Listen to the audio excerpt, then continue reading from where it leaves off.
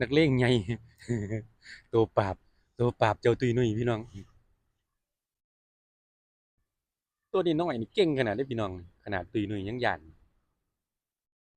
สงสัยจะเป็นตัวนี้แหละที่ไล่กัดเจ้าตุยนุ้ยพี่ไก่แต่ว่าตกมาปีนี้เพิ่นน่ะบ่เป็นสีดำซะพี่น้องออกดำแซมแดงๆออกคล้ายๆดำท้องแดงนะพี่น้องแต่ว่าเพียงแต่ว่ามันยังบ่ค่อยได้ล้วนยังบ่ค่อยได้เป็นสีทั่วโตยังมีจุดดำๆน้ำขาอยู่ก็เป็นจุดตำหนิเนาะพี่น้องเป็นจุดตำหนิจุดจำจุดที่เฮาจำได้เมื่อกี้ไล่กัดเจ้าตุยนุ้ยอยู่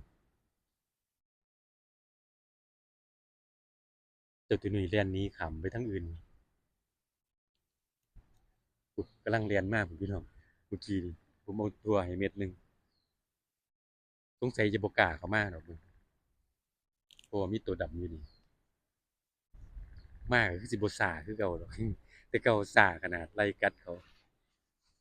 แต่ว่ามาเจอตัวดำตัวนี้ก็สิย้าน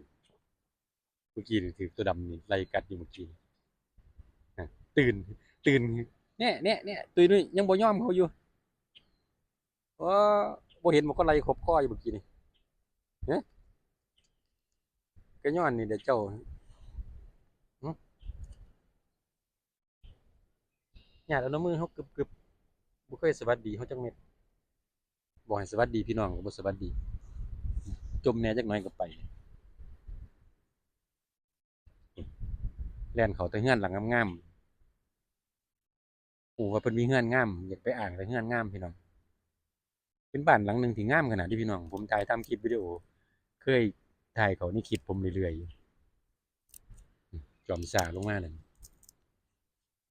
เบิ่งตัวนี้น้อยดิพี่น้องตัวนี้น้อยขิงๆแต่ว่าเจ้าตุ้ยนุ้ยย้านเสยนี่แหละเขาเอิ้นเล็กพริกขี้หนูเนาะพี่น้องเห็นน้อยๆขิงๆอยู่สว่าบ่เก่งกัดไว้ตีไว้เลยแค่เป็นคนก็สุดยอดพี่น้องเสียดายแสงแดดบ่ค่อยได้พี่น้องเดี๋ยวบดเดี๋ยวแดดถ่ายภาพคลิปวิดีโอมาก็เลยบ่ค่อยชัดปานใดแต่ว่าก็จะใส่ความพยายามเก็บเอาภาพบรรยากาศมาให้พี่ให้น้องเขาเบิ่งแบบสุดฝีมือพี่น้องผมว่าบ่ได้เป็นมืออาชีพของเขาเจ้าเนาะ